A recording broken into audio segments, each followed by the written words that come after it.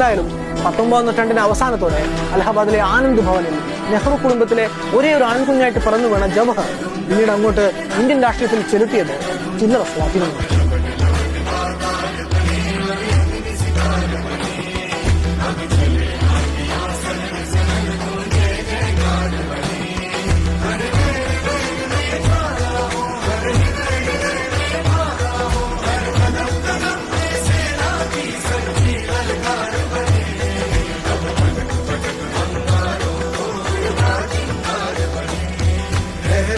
की सुरन भटकी है रोशनी है छटपटा रही रोशनी।